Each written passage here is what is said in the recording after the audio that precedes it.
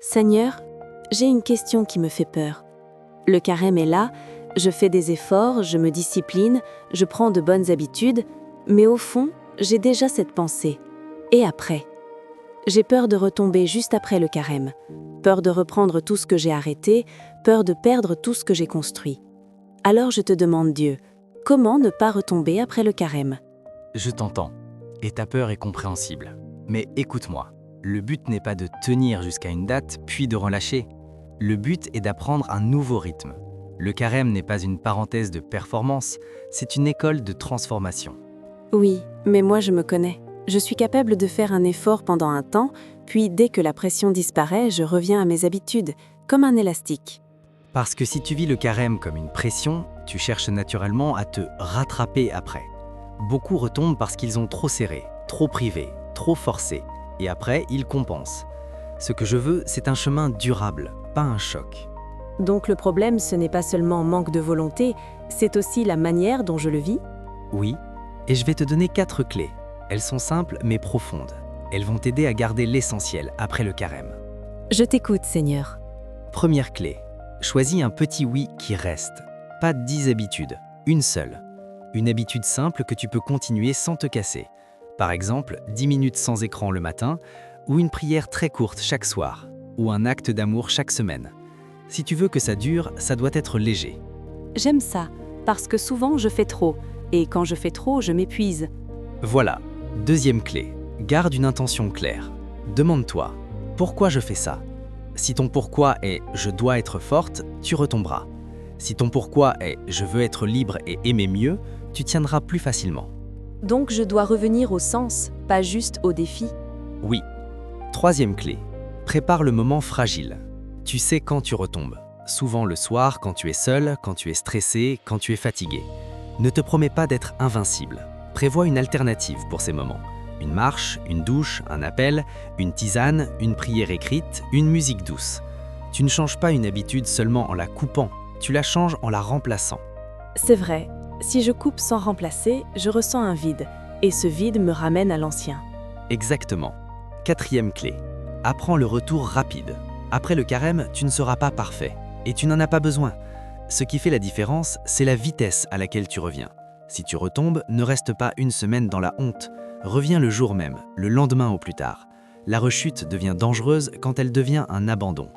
Seigneur, moi, quand je retombe, je me dis « c'est fini, autant tout reprendre », et je pars dans un excès. C'est le piège du tout ou rien. Je ne t'ai pas appelé à tout ou rien, je t'ai appelé à la fidélité. La fidélité, c'est « j'ai glissé, je me relève ». Encore, encore. Le carême te forme à ça. Mais comment je transforme le carême en quelque chose qui continue après?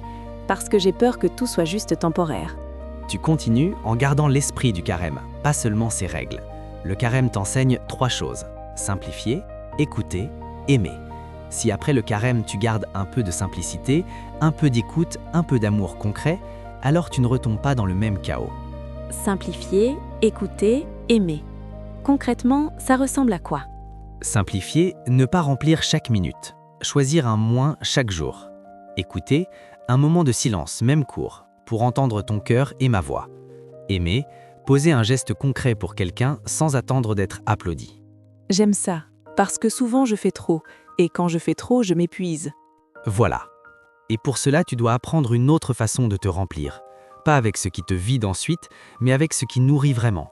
Le carême t'a montré tes faux refuges. Après, choisis des refuges vrais. Repos, relations saines, prières simples, nature, paroles douces, communauté. Mais parfois je me dis, après le carême, je mérite, comme une récompense. Et là, je reprends tout. Tu vois, tu associes effort et récompense. Or, la vraie récompense, c'est la liberté que tu as goûtée.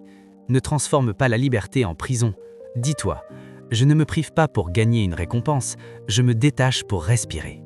Seigneur, et si après le carême, je retombe quand même, est-ce que ça veut dire que j'ai échoué? Non, tu auras seulement un endroit à renforcer et tu recommenceras. Le chemin de Dieu n'est pas « tu tombes, c'est fini ». Le chemin de Dieu est « tu tombes, on apprend, on ajuste, on avance ». Le but n'est pas une perfection rapide, le but est une liberté durable. J'ai besoin d'une phrase à garder, Seigneur, quand je sens que je vais retomber après le carême. Garde cette phrase. Je choisis un petit oui. Quand tu sens la chute arriver, ne pense pas à tout le mois. Pense à un petit oui maintenant. Je fais une pause. Je respire. Je ferme l'écran. Je sors 2 minutes. Je prie une phrase. Un petit oui casse la spirale. Ça me rassure, parce que je pensais que je devais être forte tout le temps, mais tu me parles de petits pas. Oui, la force durable est faite de petits pas répétés. Et je te le dis avec amour, ne cherche pas à sortir du carême comme on sort d'une prison. Sortez du carême comme on sort d'une école, avec une leçon, un outil et un cœur plus libre. Seigneur, alors je choisis une seule habitude qui reste, une prière courte chaque soir, et je prépare mes moments fragiles. Et si je glisse, je reviens vite. Voilà. Et n'oublie pas, tu n'es pas seul. Je suis là après le carême aussi. Le carême ne se termine pas dans mon cœur. Mon amour, lui, ne s'arrête pas. Continue, pas à pas.